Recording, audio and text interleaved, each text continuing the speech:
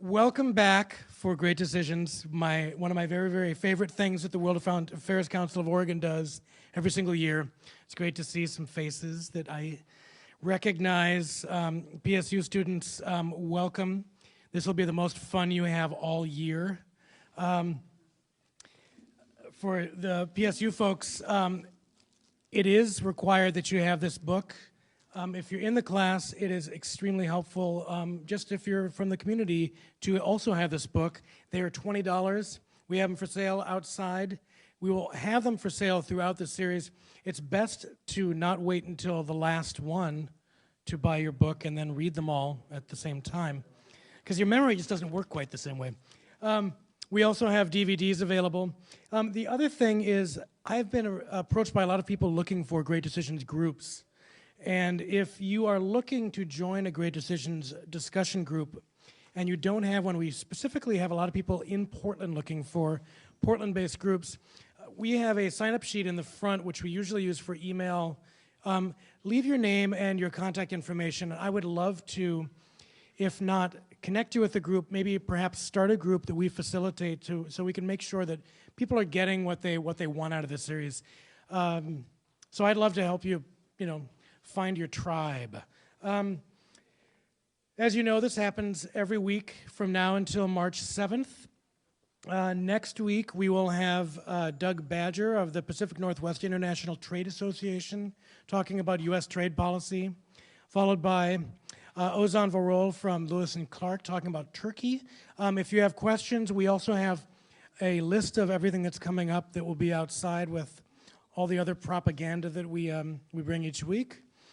And then today is a very, very special thing because we have with us Peter W. Singer, who we had give a talk for us last night on cybersecurity and cyber war, which is certainly related to the topic he will be talking about today, but not exactly the same thing. But I think there's some crossover, and there's a lot of just buzz in the news, and if you heard a press conference from our president this morning, a lot to consider and swallow on issues around cybersecurity and surveillance and information in general. So we have copies of Peter's book, which he will be happy to sign afterwards down front. They're available for $16.95. It is a fantastic read. Very, very engaging, it's set up in a great sort of Q&A way. Like, it says things like, how does the internet work? And then it answers it in an extremely engaging and fast-paced and rollicking fashion. How's that? And it has blurbs from Eric Schmidt, the head of Google, Walter Isaacson, who wrote the Steve Jobs book, and Howard Gordon, who was the producer for 24 and Homeland, talking about how you will not be a complete human being until you read this book. So with that, let me get to today's introduction. Peter W. Singer is Senior Fellow and Director of the Center for 21st Century Security and Intelligence at the Brookings Institution. Prior to this position, he was the founding director of the Project on U.S. Policy Towards the Islamic World in the Sabin Center at Brookings. He was named one of the top 100 global thinkers by Foreign Policy magazine and has worked as a consultant for the U.S. Department of Defense and the FBI, and has advised a host of entertainment projects for folks like Warner Brothers, DreamWorks. You have probably seen the results of his fine consultation in shows like The West Wing, 24, and from looking at everyone in here, I'm sure you're all regular players of the video game Call of Duty. Dr. Singer is considered one of the world's leading experts on changes in 21st century warfare and is the author of a number of other fabulous, critically acclaimed, and very influential books, including Corporate Warriors, The Rise of the Privatized Military Industry, Children at War, and Wired for War, which he wrote in 2009, is that right? Wired for War is a great precursor to everything he's going to be talking about today, and I highly recommend going out and getting it. It's like sci-fi come to life, but I mean, as we see when you open up the paper every day, the world is changing faster than you can write about it. So Singer received his PhD in government from Harvard University, his BA from the Wilson School at Princeton. So please join me in welcoming Peter W. Singer.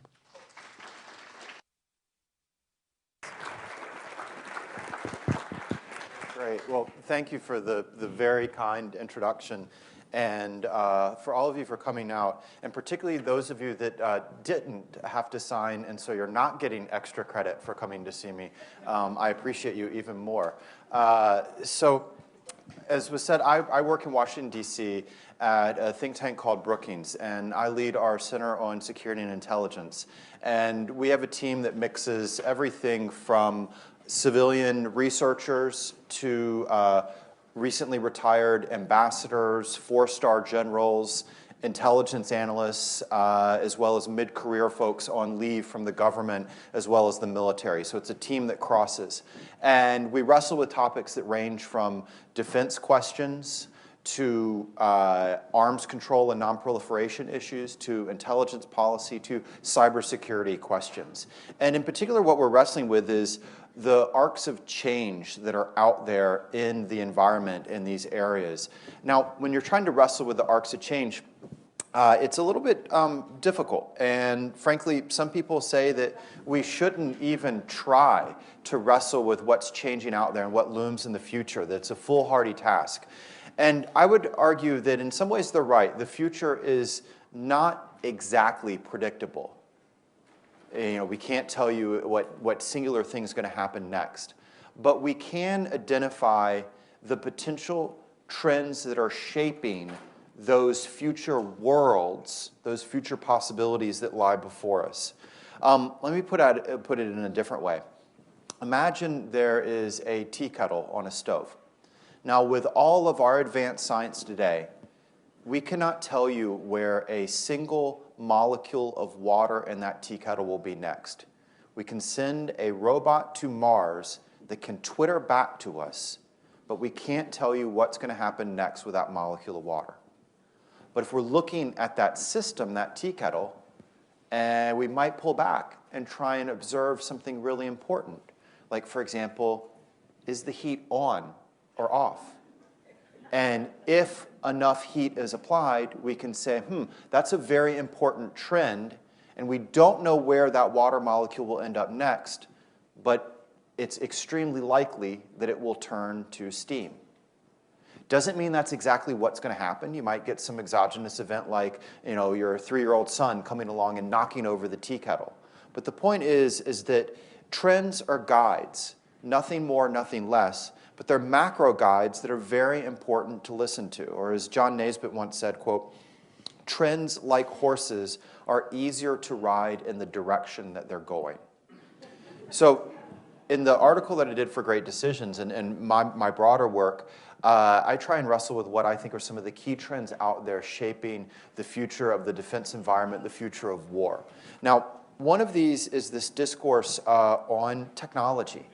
And it's become very vogue, and particularly in Washington, to argue that the lessons of the last decade of war, as one 4-star general put it to me, quote, "Technology doesn't matter in the human-centric wars we fight." That, though, assumes a definition of technology that is something that is exotic, unworkable. To paraphrase the great musician Brian Eno, technology is the name we give to things that we don't use every day. Once we use it every day, we don't call it technology anymore. Whether it's a stone or a drone, technology is just a tool that we apply to a task. Now, if we're looking at technology, the real change that matters, not the silly notion that we don't use it. I mean, if you're truly arguing that technology doesn't matter in war, particularly the wars that we were fighting in Afghanistan, then you would be arguing that we have soldiers there who are naked and not holding anything in their hands. But more broadly, if we're looking at what matters in warfare and what looms as trends, is the pace of technologic change. That's best exemplified by this picture here of Moore's Law, something you're probably all familiar with. Moore's Law is the idea that about every 18 months or so, we see a doubling of our computing power, of what our microchips can do. Now, there's a better illustration of Moore's Law and warfare, and it's this. It's a Hallmark greeting card. If you've ever held one of those Hallmark greeting cards in your hands that opens up and plays a little song, Have you ever gotten one of those from your, your spouse or kids or something like that? If you've ever held one of those in your hands, you held more computing power than the entire US military had when my father served in it. That one single card. You didn't cherish it, you probably tossed it away.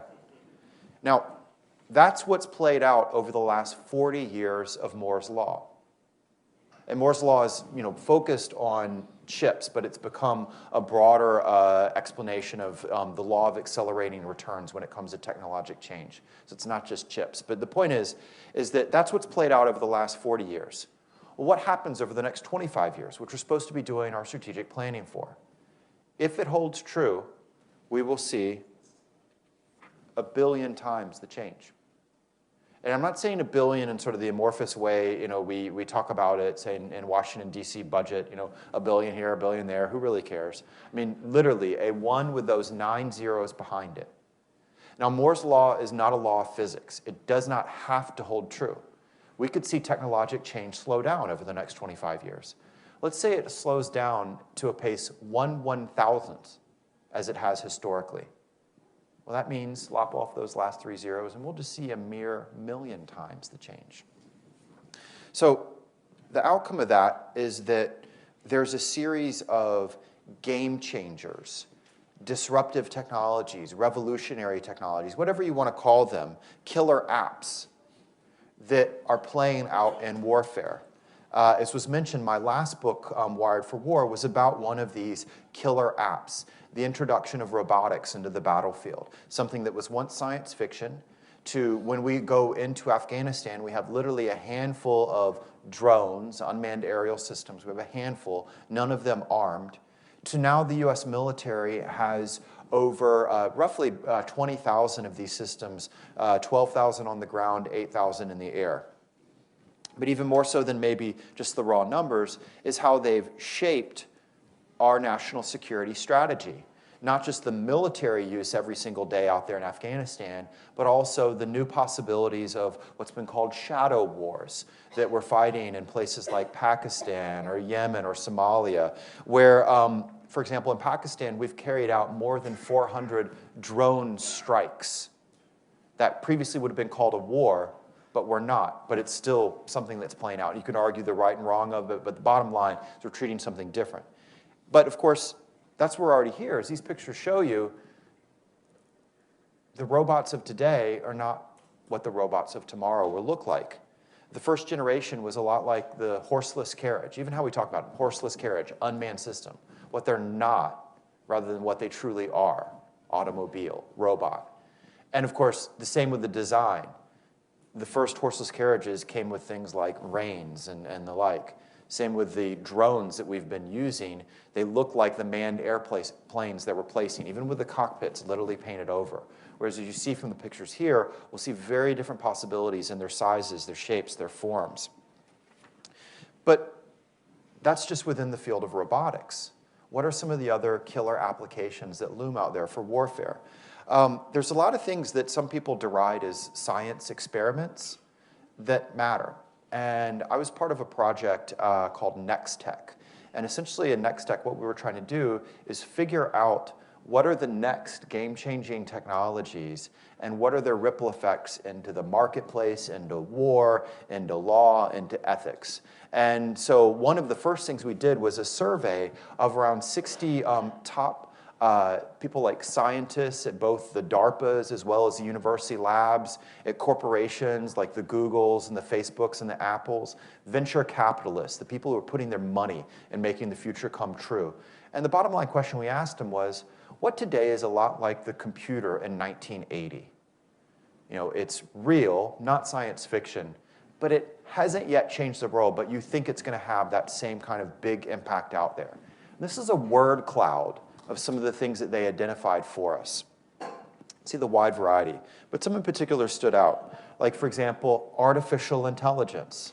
AI, that was, again, once sci-fi, to we've already seen it win at chess, at human trivia, but of course that's not the plan that IBM has for Watson on how it's going to make money. It's the application of that into fields that range from medicine to, yes, warfare. Directed energy, lasers. Again, something that was once science fiction, that, and in fact was science fiction, particularly when Reagan was exploring it, but now it's real. You may have, for example, heard of Iron Dome. It's become a somewhat notable Israeli technology that became so popular that when President Obama visited Israel, he made sure to have his picture taken alongside Iron Dome to sort of get its popularity with him. That may be popularity, but the idea of this thing called Iron Dome, which basically uses a multi-$1,000 missile to shoot down a $10 rocket, that's not the future. It's actually things like ATOM. And ATOM's an interesting name. It stands for Area Defense Anti-Munition System, but think of ATOM as the first of something. This is a still photo of ATOM, a laser shooting down a missile. The concept art of Star Wars, whether it's the Reagan Defense Program or Star Wars, the movie back in that period, is now actually becoming more and more possible. Material science, not what we use, but how we produce it. You may have heard of this called things like direct digital manufacturing, or more commonly, 3D printing. It's the idea of turning bits, computer design, into atoms, things. And so what it means is that for manufacturing, it's as big a change as the assembly line was, because it's not only what you can do is produce very different things from the same product, the same factory, but it also means that you can produce on-site, on demand. Let me give you a couple illustrations of the changes of what this looms for warfare. The top corner there is a picture of something called SULSA. Essentially, a group of university students in Great Britain thought it would be really neat to design a new kind of drone, a more efficient, better drone than the current ones that the Royal Air Force is flying. And you can see that design there. They took some inspiration from the World War II Spitfire plane in the wings. So they designed it in their computers, they manufactured it using a 3D printer, and they flew it in 7 days. From idea to actually flying plane in 7 days. Now, compare that to the design to life cycle of, for example, the F-35 Joint Strike Fighter, the $1 trillion program that the US is still struggling to get out there. Or the bottom is a design from the Expeditionary Lab, which the US Army has deployed to Afghanistan. Basically, what it allows is a soldier in the field, instead of bringing all the spare parts with them, the iron mountain of the supply chain, is instead they can print out whatever spare part they need. But on top of that, it offers the possibility that the soldier can change the design. Oh, the widget was supposed to be at a 45-degree angle. Why don't we change it to just a 30-degree angle? So the defense companies are deeply scared of this technology because it's as much a threat to them, because they were going to make their money not from selling you the system, but from the 50 years of supplying you spare parts for it. Its threat to them is a lot like what the iPod did to the music industry. Sort of an indirect threat to not just the supply chain, but the IP side of it. Another example, human performance modification, where we use technology to replace what's been lost, the more than 400 American soldiers that have lost arms or legs to IEDs, to roadside bombs, and had them received a robotic prosthetic that's so good now that they've gone back to serve in combat units, to the next step of it, which is not just about replacement, but enhancement, performing better in some way, shape, or form. And don't just think about this in terms of, stronger. Think about it in areas like endurance and focus. Night vision technology has allowed us, when you crunch the numbers, it's allowed us to operate in places like Iraq and Afghanistan with a force that's roughly a third of the size that it would need to be if it didn't have night vision, because we can operate in a 24-hour cycle. Okay, that's already what we have right now. Think about the aspect of what if you could perform at your peak level of performance with just 1/3 the amount of sleep. Or another example, and this again, we're seeing this not just in war, but applied to classrooms. What if we get in the zone of thinking? We're not at our peak level of performance all the time. And people have different ways of getting into the zone. Sometimes it takes some time and focus. Other times people take caffeine or whatever. What if, for example, and you can only stay in the zone for a short period of time. What if, for example, there was a technology that allowed you to get into the zone of thinking immediately and stay in it for 3 times as long? How much better would you do your job? Not just as a soldier pulling the trigger, but as someone who's doing the thinking. These are not fictional scenarios that I'm giving you. In fact, one of the interesting things is much of this change is happening more on the civilian side than the military side, raising huge ethical concerns. There's a couple of Marine Corps officers who are being prosecuted right now for doing what college students have been doing, which is taking drugs intended for hyperactivity to allow them to study better on their tests. So they're being prosecuted for illegal drug use, but they were doing it to perform better, which raises these kind of Lance Armstrong, Barry Bonds questions moved over into war. This example of human change is interesting because, you know, that Moore's law that I talked to you about seemed really, really impressive in its speed. But if you work on the bio side, you think Moore's law is really slow in terms of the progress that we've been making in the last several years. So I show you these not to say that, you know, everything of this is going to happen and it's going to have the same massive, massive impact, but rather to argue that we are at a point of both technologic and massive political change. And while some people, particularly the military and the government, make the parallels saying, you know, today is a lot like it was back in the 90s and the end of the Cold War, I argue that's the wrong historic parallel. That there's a much bigger historic parallel, and it's back to the period surrounding World War I, where they had science fiction-like technologies that created huge disruption in everything from your doctrine of war to your legal and ethical questions to who could do what in your service. And the point, the lesson for the U.S. is, just as it was back then, the key to success will not just be getting the technology itself, it'll be your testing, your training, your learning on how to use it best. So the illustration would be how the British were the ones who invented the tank, but it was the Germans who figured out the blitzkrieg. Or this is a picture from what was known as the Louisiana maneuvers, where the U.S. Army figured out, hey, guess what? Not only do tanks and trucks work better than a horse-drawn force, but they also, famously, General Marshall was going around taking notes on which officers did well and which officers didn't do well in this new mechanized force. And then, when he becomes chief of staff and World War II is about to roll around, he pulls out his notes and basically he fires all of the old officers who didn't do well and starts to promote the younger ones, the Eisenhowers, the Pattons, and says, so it's not just the approach, it's the kind of personality that matters in very different modes. The kind of officer who did well in World War I was not necessarily the one who's going to do well in World War II. Same today. And we also have to learn from others. I showed this picture of a Chinese team from their military using Segways, not because I think this is a good idea. I actually think it's a very silly, stupid idea.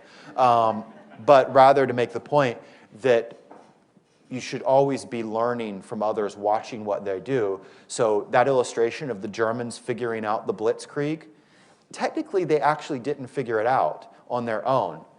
They learned it from watching British training and exercises. The British weren't willing to implement the changes. The Germans watched them, said, that's really interesting, and they were the ones who implemented it. So we've got to be watching and learning too. But that's not the only trend change that matters. Another one is shifts in weapons of mass destruction and how we think about it in strategy. So for about roughly 45 years, if you talked strategy, you basically meant the threat from one nation and the tens of thousands of nuclear weapons that it had. That was strategy. That was a strategy discussion. Now, we've flipped that. It's not the Big Bang theory of strategy, if you're thinking about WMD, but the fear of ones and twos getting in the wrong hands, the North Koreas, the Irans, and the like. We don't really all that much mind the thousands still pointing at us from Russia. Or another big trend, another big meta change that's happened. Since the United States first started developing strategies, such as in our QDR documents, a big thing happened in history, not just US history, but human history. We went from being a rural species to an urban species. And over the next 25 years, the period we're supposed to be planning for, will go to roughly 70, and even in some areas of the world, 80% urban. Now, what does that mean? We'll pull back and put it into context. Urban zones have always been something that militaries tried to avoid. And this goes back, for example, to the advice that the ancient Chinese philosopher Sun Tzu gave to his emperor in The Art of War. He told him, quote, the worst policy of all, is to attack a city. Only attack a city when there is no other alternative. And that same kind of thinking continued through all the great battles of war, where essentially the two sides would meet somewhere in the world. They'd line up, whether it's Battle of Agincourt here or Battle of Gettysburg, to how the U.S. planned to fight World War III and what we called air-land battle doctrine, to how we executed it in the 91 Gulf War, and then again in the invasion of Iraq in 2003. There's a change, though. If war is a human endeavor, what happens if the people are moving? Another way of putting it is, rather than war's rural history, and that includes the focus of our last 10 years in Afghanistan, where we've been engaged in how do we battle in villages that Alexander the Great fought in, the very same villages that Alexander the Great would recognize because they look the same. What if that's actually the past and the future of humanity is in places like this? And the more likely battles, whether it's a major combat, a counterterrorism, a peacekeeping, a humanitarian disaster relief, what if it's more likely to be in zones like this, and all the very different training and requirements and equipment that are fundamentally different when you move from a rural to an urban zone? This leads to another fundamental shift in the where of war. This is about the where, not the how and the weapons, but the where. And it's to a place that literally didn't exist when I was born. This realm of zeros and ones, cyberspace, that's now crucial to everything from our communications, our commerce, our critical infrastructure, to conflict itself. 98% of all US military communications go over the civilian-owned and operated internet. That's the same for most militaries out there as well. And so while it's allowed very powerful things, it's also come with new threats, such as, by the numbers, 9 new pieces of malware, malicious software designed to cause computer harm. 9 new pieces are found every single second. Think about that for a minute. So we now have computer threats created by computers, because it's not human programmers behind those 9 every second. More important than the numbers is the shift in the organization and actors. This is not a realm that's dominated, unfortunately, as some Pentagon leaders have framed it. One guy said, it's a couple of teenage hackers sipping Red Bull in their parents' basement can carry out a WMD-style attack. No. The problem is actually the organization into transnational criminal networks, which appears to what we're still learning, but that may have been what hit target, to, at a larger level, state-linked espionage and military operations. So to give you an illustration of the scale of this is Operation Shady Rat. Operation Shady Rat successfully penetrated 72 different government agencies, corporations that range from banks and energy and solar power to defense aerospace, international organizations, including the International Olympic Committee, to universities and think tanks, my own think tank. They stole everything from weapons design to the personal cell phone numbers of White House staff. Operation Shady Rat linked back to, if this was a Harry Potter novel, we would describe it as a large Asian power that shall not be named. But that's actually not the big story if you're thinking about war the last couple of years. And it's actually this guy, Stuxnet. Stuxnet was a wonderful little device that was able to, in essence, sabotage Iranian nuclear centrifuges. In one way, it was like any other weapon in history. It caused physical damage. So someone picking up a stone, a missile flying from a drone causes physical damage. But what made it different is that it wasn't a thing. It wasn't a stone. It wasn't a drone, a missile. It was software. It was zeros and ones. It was here, there, everywhere, nowhere.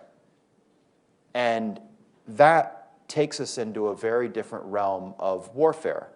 And one of the members of my team, a guy named Ralph Longer, was actually the first person to discover Stuxnet. He didn't build it, but he was the first person to figure out what it was. And he said it's fascinating because on one hand, it's this new thing, a new weapon. It's also actually maybe the first ethical weapon ever created in history. It could only cause damage to the one thing it was intended to. But as Ralph said, it didn't kill anyone. That's a good thing. But I'm afraid this is only a short-term view. In the long run, it's opened Pandora's box. And the questions that loom from this are, again, just like when we got new technologies like the airplane that allowed us to fly and fight in the air, or submarines that took us under the sea, there's all sorts of questions to figure out from, what's the best way to organize, train, equip, fight in this space, ethical questions, what's right or wrong, to big meta-level questions. When does a cyber war begin? When does a cyber war end? How do you even know? And that's the point of the book that was mentioned, which basically tries to just explain all these questions. It's layered into 3 categories. 1, how does this all work?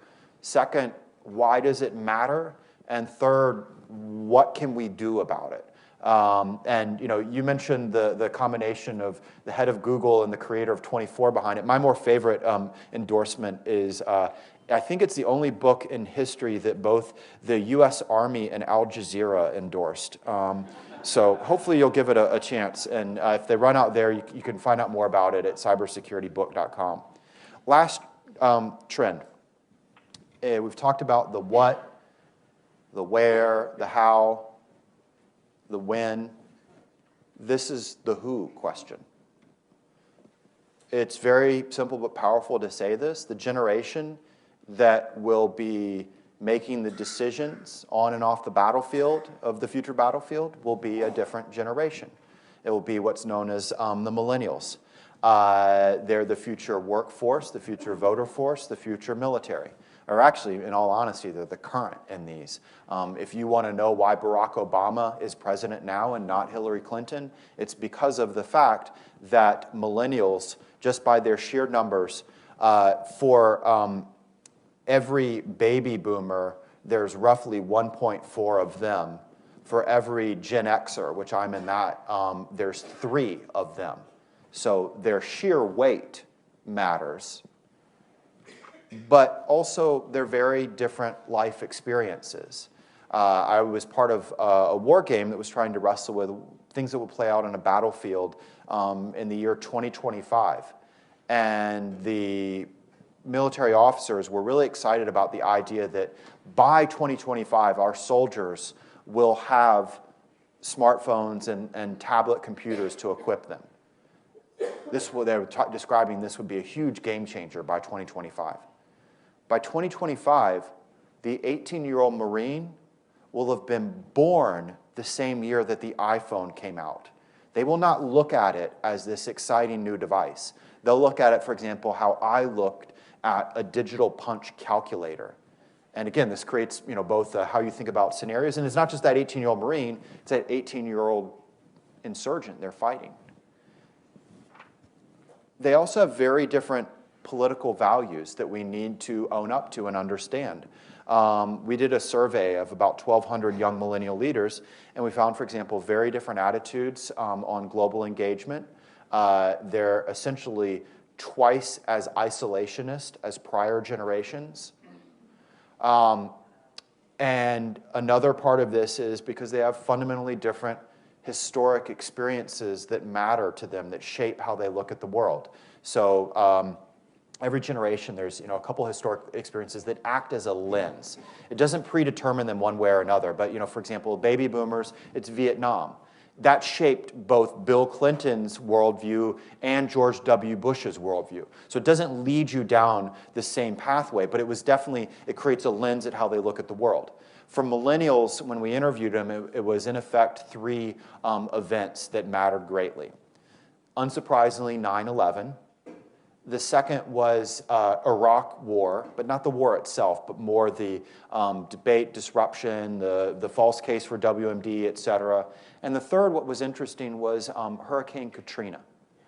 And it created this narrative, as you can see, of not a powerful government, but more a weak one that ought to be focusing more at home. You can disagree with it, you can not like it, you can say, oh, but guess what, in the 1920s, it was equally isolationist, and they ended up going into World War II, but guess what, part of that was because of the isolation. Bottom line, that's what the data shows.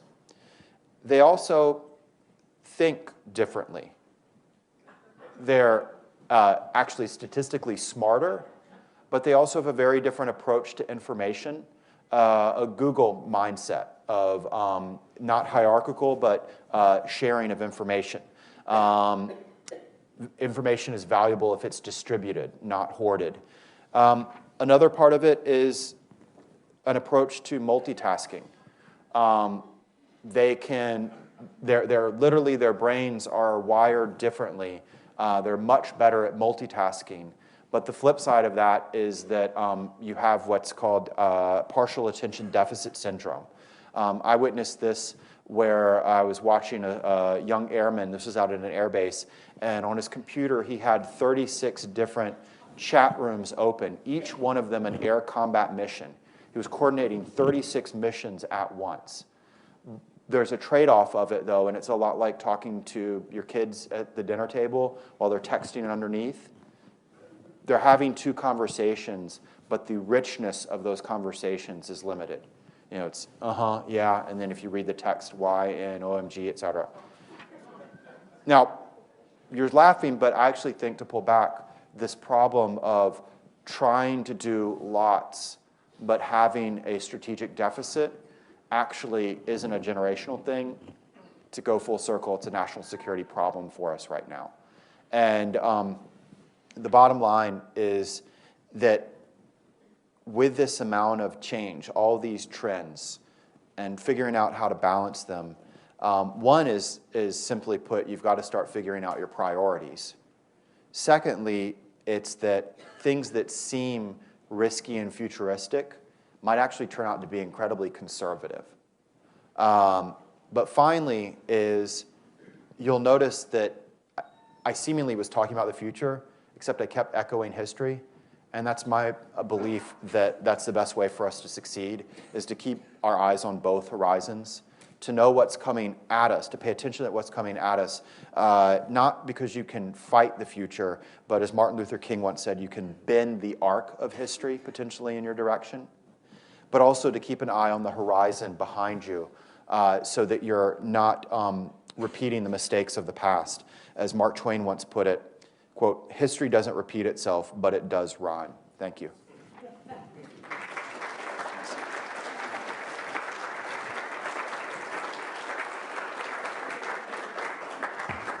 So, as per usual, if you have a question, it would be really great if, in nice, orderly fashion, in a sort of kind of Soviet Cold War way, could you line up, and if you've got a question for Mr. Singer, and it is a question we want, not a statement, not a diatribe, not a manifesto, 30 seconds or shorter with a question mark. Thank you for your talk. You've covered many things that are becoming have the potential to be very impactful. You talked about this, the rat thing from the unnamed Asian country. These very large things that might occur, what are the possibilities for something happening that really affect our culture, our way of life, or whatever, just because something kind of gets out of hand? One country doesn't know. I mean, people don't know how to react to this. And I'll just mention that Secretary of Defense, I saw him making a speech after some cyber warfare thing that, oh, we can track down where these things come from and these people have to pay. Well, what's the policy for how to react, and can that go cattywampus? Sure. So you can think about this in one. Let's stay outside of cyber, but then we can move to more specific to cyber. So a deep concern of mine right now, if you're saying things get out of hand, actually is the 100-year parallel that should be in our minds right now of World War I, where if we're looking at the scenarios in the Pacific for how a war might start, it's none of the players, it's not in their incentives for an actual war. But we could quickly see some of these border disputes get out of hand very rapidly and escalate in a manner that none of the players initially wanted. And that's the story of how World War I in effect started.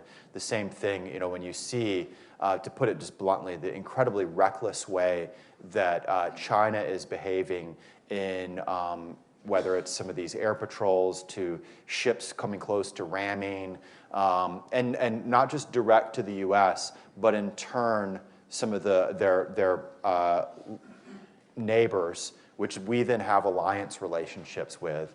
Equally, these huge disputes over, to put it bluntly, islands that really don't matter.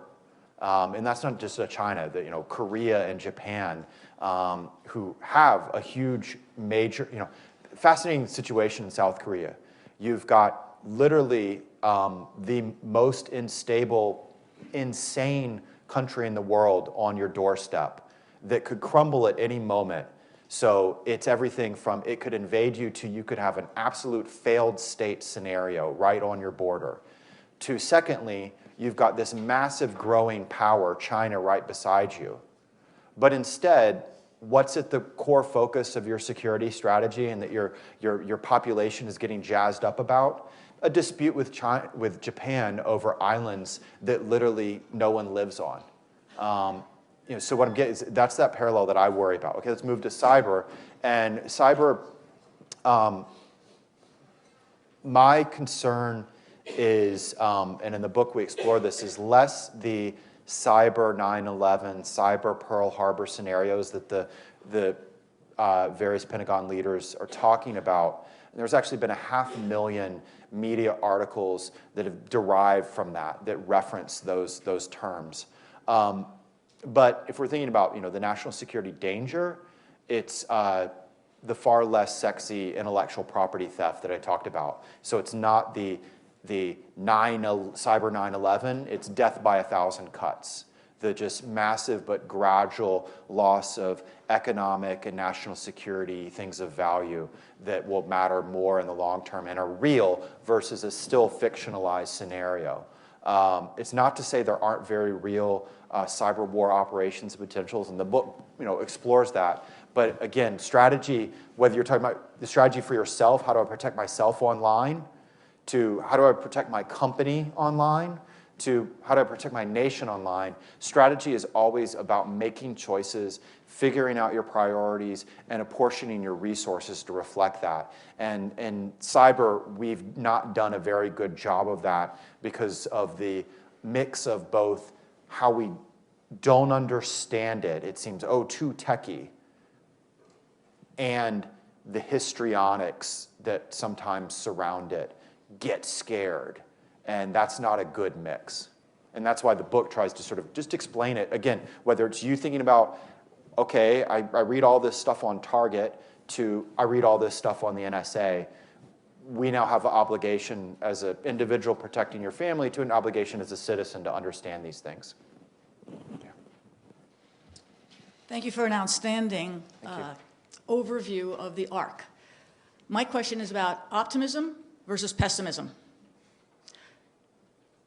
What is going on and what is possible about taking this vast amount of energy and research and somehow channeling it in a manner that might, in fact, make tomorrow a hell of a lot better than yesterday, and your personal capacity to balance the process as you research and apply. Mm-hmm. You know, and it's kind of, are you a glass half empty, half full person? And whether you're talking about me as an individual to, as we reflect on the broader amounts that we spend. The reality, though, is that it's kind of harsh to say it, but it's not new. You know, we're on the 53rd year anniversary of Eisenhower's statement about the defense industrial complex, and him lamenting that this money could have been, every money spent on an aircraft carrying a nuclear bomb is not a dollar spent on medical research or the life. I'm paraphrasing what he was saying. You know, that was 53 years ago. We're in the same, you know, phenomena now. And that's been, let's put it blunt, all the way back to that first caveman.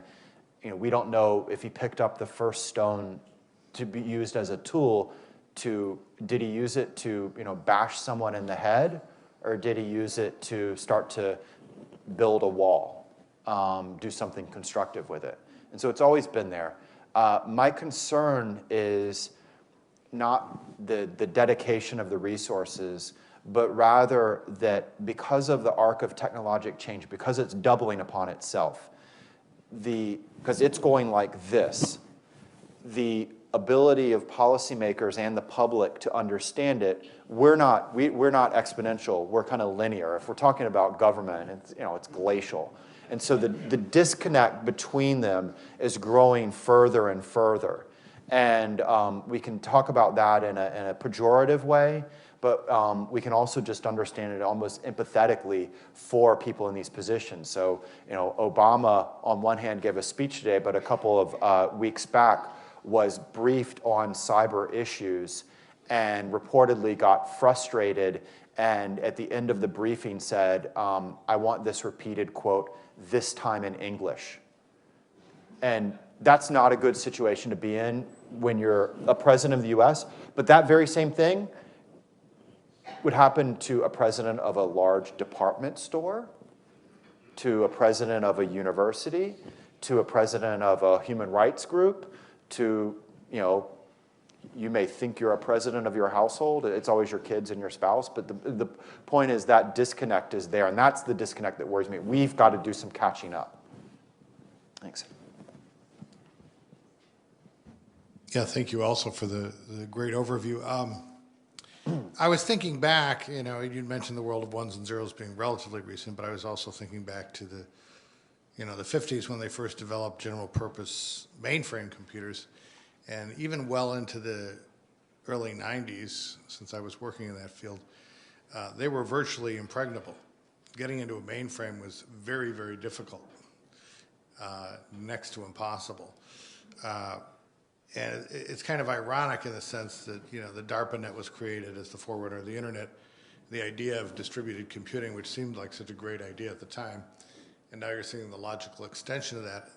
My question is, given the focus of the millennials and the way we do distributed computing nowadays via the internet and everything moving across on the internet, are you folks planning the alternative scenario as well, or looking at that as a plausible possibility that everybody will just eventually know everything about everybody else anyway, and therefore, how do you plan for that contingency? So it's a good illustration of kind of the arc of change we've been on with computers, because just as you put it, we've had computers for a much longer time before they got networked, before they linked to each other. That story of the first linking, though, is a good illustration of the balance of the good and the bad and the expected and not expected. So when the first two computers link to create what became ARPANET, and you probably know this story, but we go in the book, we talk about it, the first message that was sent was LO, L-O. but it wasn't something powerful and historic, like, lo and behold. It was actually, they intended to type login, and the first network crashed before. And so we've always, so this point of like, we've always had problems with it, and we always will. And that's, again, we have to move from both that sort of the prior question of, not understanding key terms, but also thinking that we'll get some kind of perfection, including, people, again, whether it is a general promising you 100% security or a company selling you a antiviral software, a widget, a password manager, this is the way to secure yourself. No, you'll never get 100% security. And so we got to move out of that mentality. And so I hope that's the case. Then you asked about the privacy question. Again, fun historic parallels. Privacy, our concept of it, privacy laws. Technology's constantly driven that. So there were no privacy laws in the US until the invention of the camera.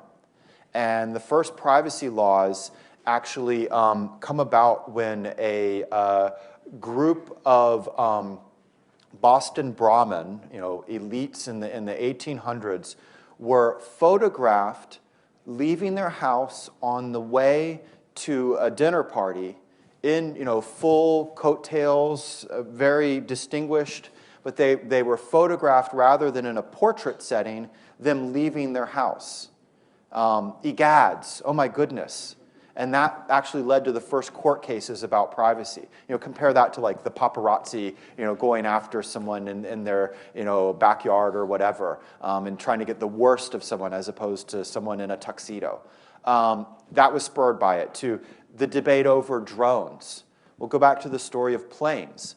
No one ever thought about privacy of, the airspace above me. Who owns it? How low can you go until you get airplanes? And then, like with all things, what people push for, sometimes it's actual privacy concerns, and other times it's things that are put in the realm of privacy, but it's something else. So, for example, the railroads in the 1920s tried to claim that they had property ownership as far as the heavens would go, and it wasn't because they were concerned about privacy of their passengers. It's they wanted to prevent airplanes from crossing railroads, which would have shut down, this industry. So, all these things have been with us. This generation is reacting to those notions of privacy, except counter to what is believed. They actually understand privacy settings and whether it's Facebook or the like far better than older generations do. Same thing in cybersecurity. It's a study found that senior executives, the leadership of businesses, are twice as likely to be the one behind a cybersecurity break-in, making some kind of mistake that let the attacker in, than lower levels. But then the main thing is, not just the mistakes, but how do we think about privacy? My hope is, I think there's some things we're not going to be able to fight on the technologic side, but the real question is about not the gathering of the information that will continue, whether you're talking, and the NSA, Big Brother, or Walmart, Big Greeter, they're all gathering information. Who's getting access to that data? How is it being shared? And what's the consequence of it? So an illustration, there was a court case recently where employees at a local sheriff's department, they posted on Facebook their support for a different candidate for sheriff than the current one, and he then fired them. So it wasn't that he could see what they did on Facebook that concerns me. It's the consequence of it. And that's what we need to be super, super mindful of. The problem is our judiciary equally doesn't well understand these issues. The Supreme Court, for example, in the words of one of the justices, quote, hasn't yet gotten around to email.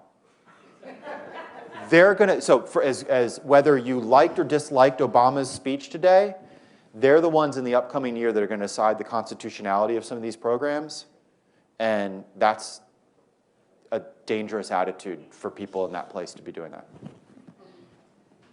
Given advances with drones and with anti-ship missiles, Is the U.S. military overinvested in aircraft carriers? Oh, goodness. Big, good question. Should find out whether you're with the Navy or not first. I was in the Air Force. Oh, well, then we... So,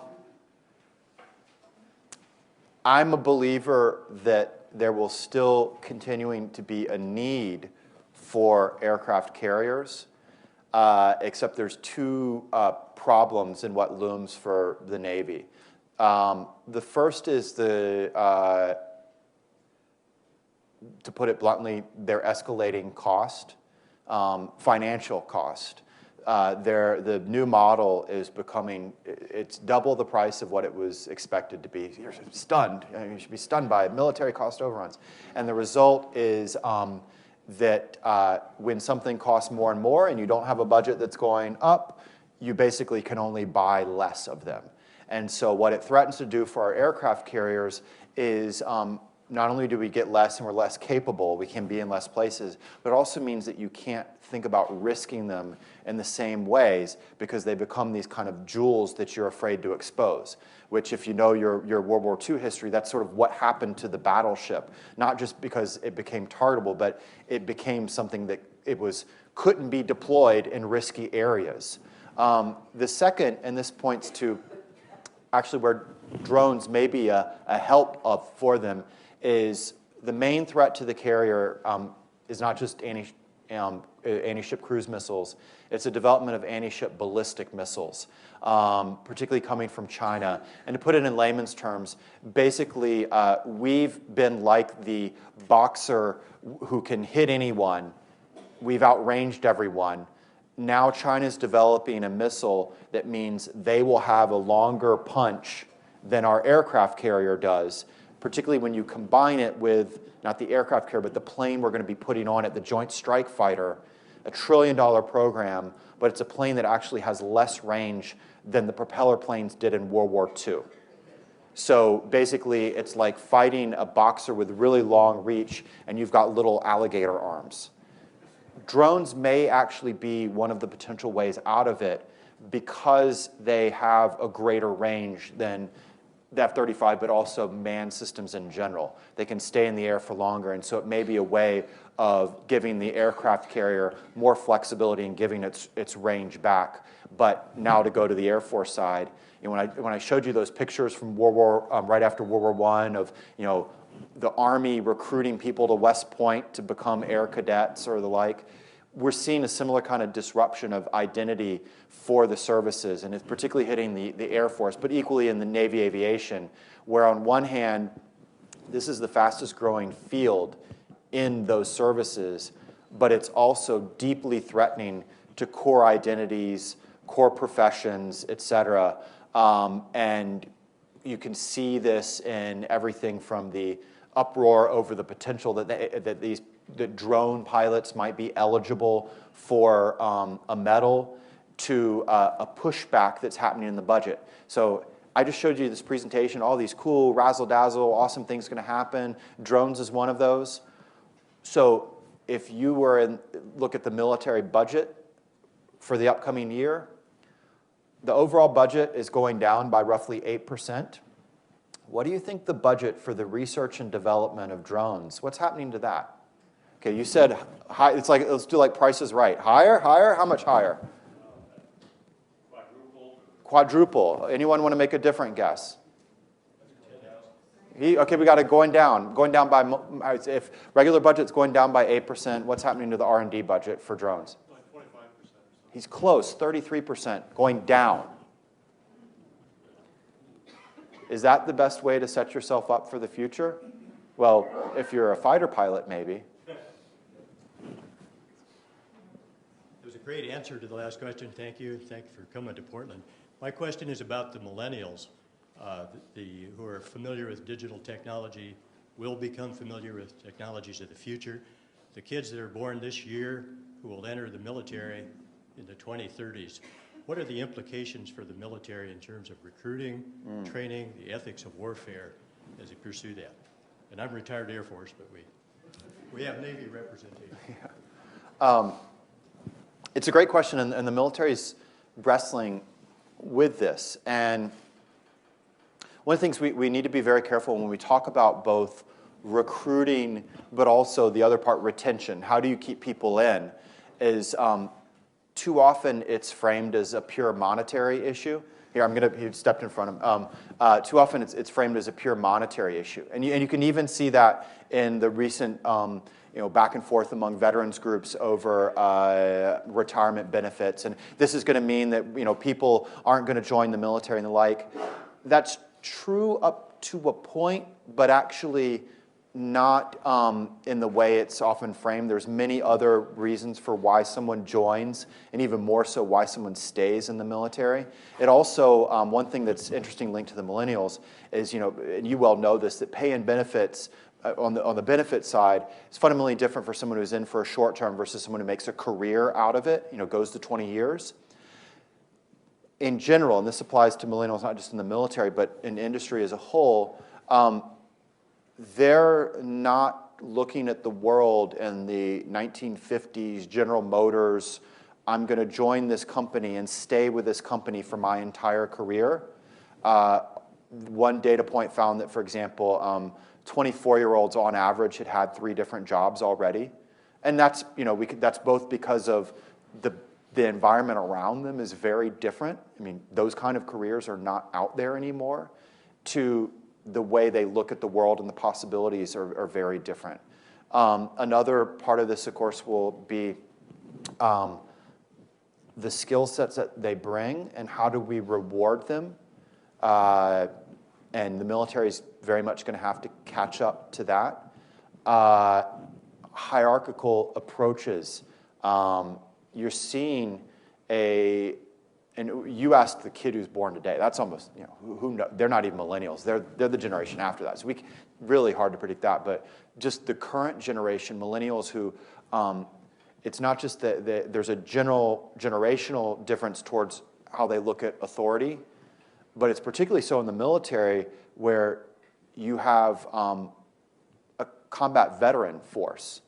And so there was this great incident at Fort Leavenworth at the Army school there, where this general came in and lectured about what was happening in Iraq to a group of roughly 1,500 young officers, most of whom had come from Iraq, and in effect they tore him a new hole. And it was this mix of a different attitude towards authority versus I've been there and done that. Don't tell me about it. And so we'll see how this plays out in the years ahead. But the bottom line is that just like how the military had to adjust to kids who grew up working with trucks versus horses, had to adjust to baby boomers, it has to adjust to millennials. And too often people put it in this like, oh, gosh darn it, those young kids. You can find those complaints from, Jonathan Swift and Ben Franklin. I mean, every generation looks at the next one. We always complain about how they don't get it. And this generation will complain about that kid born today, about how they didn't get it. I guess last question here? Yeah. Well, thanks for the enlightening discussion. One thing that kind of stood out to me, just a small thing, was your comment about the venture capitalists who are putting their money where their mouth is in terms of making the future come true. And I guess my question was, how do you distinguish between trends of technology and trends of capitalism? And where do the commitments to democracy or democratic republic fit into those trends? So that's it. Well, that's a good short question to end on. It's a great question. It's kind of this fundamental, ethics of it. The sad reality would be that for the most part, most of those venture capitalists would say, that's not my job. I've been given the trust of investors in my fund to sprinkle my dust around and make positive returns on it. That said, there's still people that look. One of the great things of some of the best entrepreneurs, the best people coming out of a Silicon Valley or whatever, is that they really do want to change the world, and I believe change the world positively. I don't think any of them, wake up in the morning, to like the gentleman beside you, his question, I don't think any of them wake up in the morning and go, how can I destroy privacy today? But so the problem is the interaction of these different things. And maybe a good point to end on is it illustrates whether, and we try this in the cyber book, to, if you're thinking about the topic of drones, or more broadly, this issue of the future of war and the like, that too often we stovepipe issues. That's a tech issue for the tech guys to deal with. Oh no, that's an ethics issue for the ethics guys to deal with. That's a defense issue. You people who care about domestic politics, don't go on there. Look, I'll be mean. That's actually the flaw of the current Gates book. This idea where he says, oh my goodness, politics was getting in the way of national security decisions. Welcome to all of history. You may not like it, but so the bottom line is it points to, and a setting like here is that, in whether in a university or like, is that I believe the best way to achieve success, whether it's you individually to leading a corporation or the like, is people who can pull from different fields and find synergies and learn lessons from them, because the real world isn't stovepiped the way we sometimes want to do it intellectually or organizationally. So I should end on that. Really good question, good point to end on. Thank you all for coming out.